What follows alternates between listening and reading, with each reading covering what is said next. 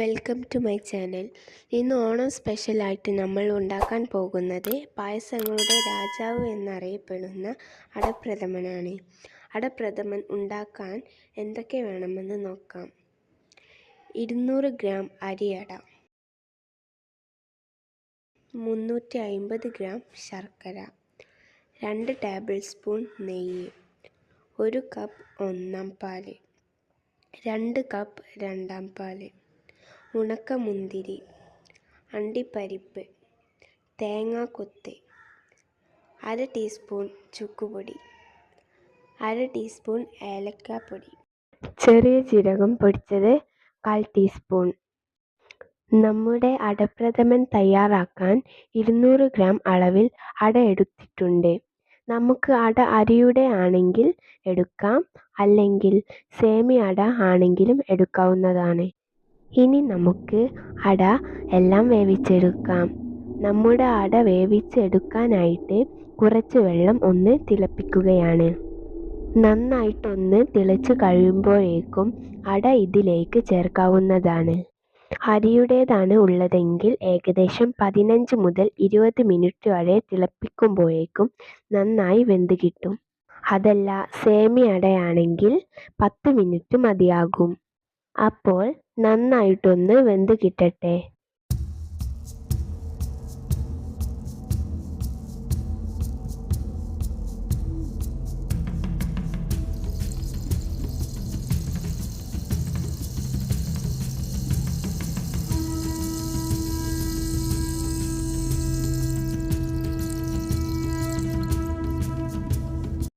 ഈ ഒരു സമയം കൊണ്ട് ശർക്കര പാനി തയ്യാറാക്കാം.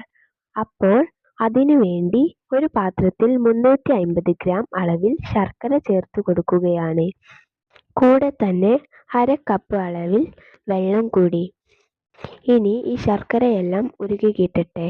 ഇതൊന്നു തിളച്ചു തുടങ്ങുമ്പോൾ തന്നെ അലിഞ്ഞു കിട്ടിക്കൊള്ളും. ഇതുപോലെ ശർക്കര ഒന്ന് കട്ട മാറി കിട്ടിയാൽ മതിയാകും. ഫ്ലെയിം ഓഫ് ചെയ്യുക. ഇതിപ്പോൾ കുറച്ച് സമയം ഇങ്ങനെ തിളക്കുകയാണ്. അത്ര സമയം കൊണ്ട് അട എല്ലാം സോഫ്റ്റ് ആയി വെന്ത് കിട്ടിയിട്ടുണ്ട്.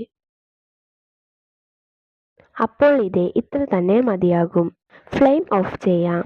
ഒരുപാട് വേവിച്ച് ഉടയാൻ പാടില്ല. ഇനി നമുക്ക് ഫ്ലെയിം ഓഫ് ചെയ്ത ഉടനെ തന്നെ ഇതിലെ മുഴുവൻ വെള്ളവും ഒഴിവാക്കണം.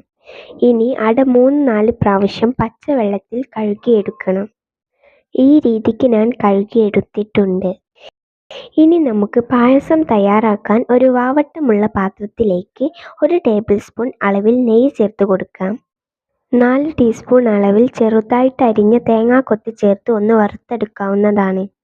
നല്ലൊരു ഗോൾഡൻ കളറായി വരുന്നത് വരെ വറക്കാം. തേങ്ങയുടെ കളറെല്ലാം മാറി നല്ലൊരു ഗോൾഡൻ കളറിലേക്ക് മാറിയിട്ടുണ്ട്. ഇനി നമുക്ക് കുറച്ച് അണ്ടിപ്പരിപ്പും മുന്തിരിയും കൂടി വറുത്തെടുക്കാം.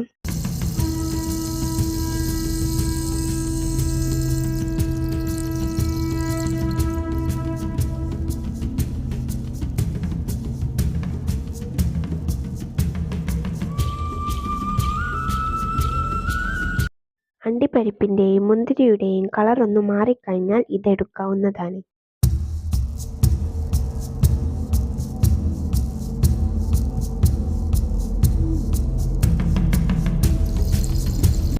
ഇനി നമുക്ക് ബാക്കി വന്ന നെയ്യിലേക്ക് മാറ്റി വെച്ചിരുന്ന അട ചേർത്ത് കൊടുക്കാവുന്നതാണ്. നന്നായിട്ട് മിക്സ് ചെയ്ത് കൊടുക്കാം. ഈ ഒരു അടയിലേക്ക് നെയ്യെല്ലാം യോജിച്ചു കിട്ടണം. പിന്നെ ഇതിലേക്ക് തയ്യാറാക്കി വെച്ച ശർക്കര പാനി ചേർക്കാവുന്നതാണ്. ഇനി ഒരു അല്പസമയം ശർക്കര പാനി ഒന്ന് നന്നായിട്ട് തിളക്കട്ടെ. ഒന്ന് കുറുകി കിട്ടണം. കൈ എടുക്കാതെ തന്നെ ഇളക്കി കൊടുത്തു കൊണ്ടിരിക്കുക.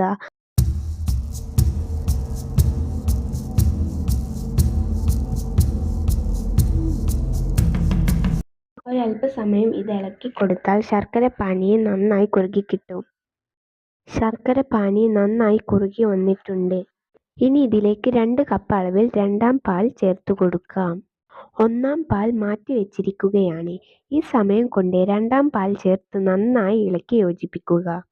ഈ ഒരു തേങ്ങാപ്പാൽ നന്നായി കുറുകി കിട്ടണം.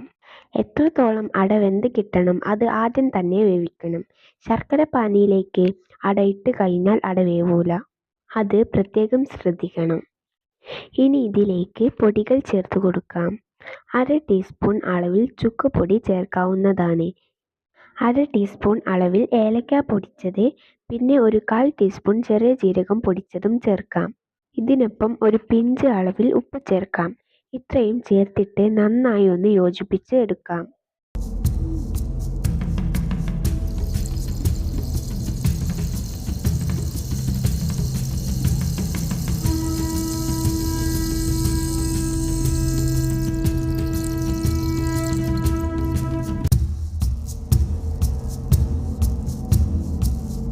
ഇതെല്ലാം മിക്സ് ചെയ്ത് കഴിഞ്ഞാൽ 1 കപ്പ് ഒന്നാം പാൽ ചേർക്കാവുന്നതാണ്. കട്ടി തേങ്ങാപ്പാൽ ആണ് ട്ടോ നമ്മൾ ചേർക്കുന്നത്. തേങ്ങാപ്പാൽ ചേർത്ത് കൊടുത്തിട്ട് നന്നായി ഇളക്കി യോജിപ്പിച്ചെടുക്കാം. തേങ്ങാപ്പാൽ ചേർത്ത് കൊടുത്താൽ ഒരുപാട് സമയം തിളപ്പിക്കരുത്. ലൈറ്റായി മാത്രം ഒന്ന് തിളപ്പിച്ചാൽ മതി. ഈ ഒരു രീതിക്ക് തേങ്ങാപ്പാൽ എല്ലാം തിളച്ചു തുടങ്ങുകയാണ്. ഈ ഒരു സമയം ഇതിലേക്ക് വേണ്ടത് 1 സ്പൂൺ അളവിൽ നെയ്യ്. അത് ചേർക്കുകയാണ്. കൂടെ തന്നെ നമ്മുടെ വറുത്ത് വെച്ച അണ്ടിപ്പരിപ്പും മുന്തിരിയും ചേർത്ത് കൊടുക്കാം.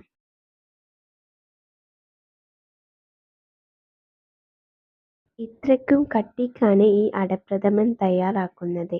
കട്ടി കുറഞ്ഞിട്ട് വേണമെങ്കിൽ കുറച്ചു കൂടി തേങ്ങാപ്പാൽ ചേർക്കാവുന്നതാണ്. വളരെ രുചികരമായ ഒരു അടപ്രഥമൻ ആണ് ഇത്. തേങ്ങാപ്പാലിൽ തന്നെ തയ്യാറാക്കണം. പശുവിൻ പാൽ പറ്റില്ല. തേങ്ങാപ്പാലിൽ തയ്യാറാക്കിയാൽ മാത്രമേ അതിൻ്റെ ഒരു രസം കറക്റ്റ് കിട്ടുകയുള്ളൂ. അപ്പോൾ ഇതുപോലൊരു അടപ്രഥമൻ നിങ്ങളും തയ്യാറാക്കി നോക്കൂ. വീഡിയോ ഇഷ്ടമായാൽ ലൈക്ക് ചെയ്ത് സബ്സ്ക്രൈബ് ചെയ്യാൻ മറക്കരുതേ. Thank you friends.